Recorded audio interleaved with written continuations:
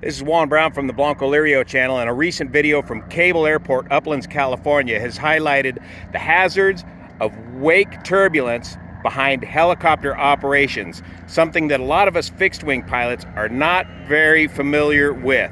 Check it out.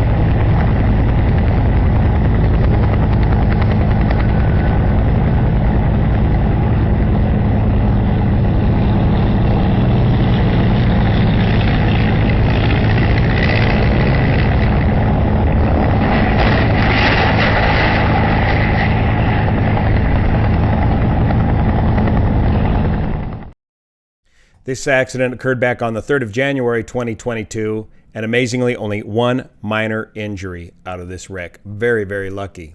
The Cessna 140 has a maximum gross weight of only about 1,400 pounds. The aircraft itself is about 800 pounds empty.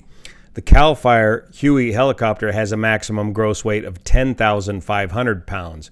Remember, the greater the weight, the greater the wingtip vortices or wake turbulence.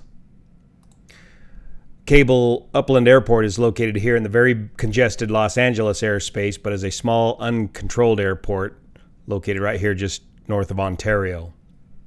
So as we watch this video again from the Aviation Safety Network, note the timestamp up here in the upper left-hand corner. You'll see a full 20 seconds of time elapse from the time the helicopter passes to the time that the Cessna 120 gets tangled up in its wake turbulence.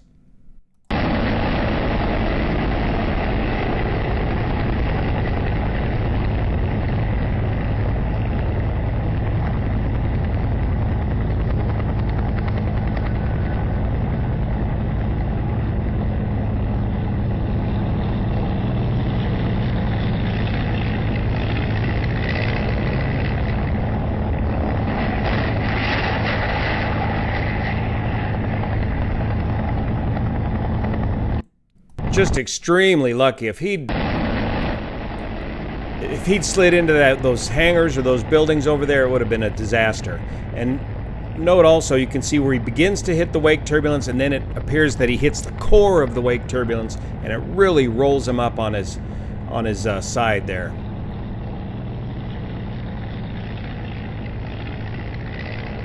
Right there. Just either the aircraft has just basically doing a snap roll, entering a spin, or he's exacerbating by hitting the core of that wake turbulence of that helicopter, but just rolls it right up there. And again, what's the natural human reaction? Whack that aileron into there. That's not helping at this situation, but what are you going to do? I mean, that's just going to be your natural reaction. There's no getting around it. The rudder's what you need, but at this point, this wake turbulence has overpowered this 120, and it's just batting them out of the sky.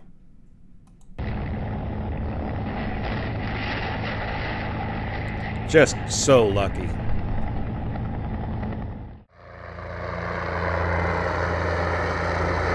Remember, like fixed-wing aircraft, the wingtip vortices from a helicopter are worse when the helicopter is heavy and flying slowly.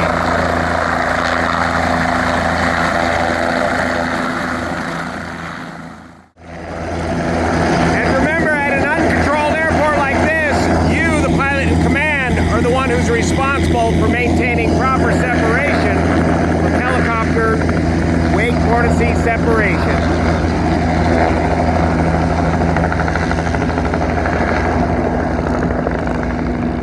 And as the helicopter lifts out of ground effect, which is approximately the one rotor diameter above the ground, the wake turbulence from the helicopter can spread out to as wide as 3 times the rotor diameter.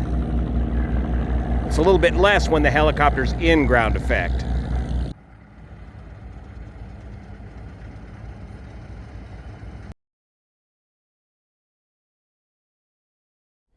For some more good videos on this subject and some of the sources I used in making this video is the BEA, the Bureau of Inquiries and Analysis in France. They discuss a helicopter accident where the wake turbulence knocked down a paraglider. The Bouchard recovery technique has the excellent visual graphics of what the wake turbulence looks like behind a helicopter. Of course, they're talking about Vortex ring state escape maneuvers. Pilot Yellow always has great helicopter content on his channel, and Helicopter Lessons in 10 Minutes or Less he does great graphics as a flight instructor, helicopter flight instructor, explaining how all this works.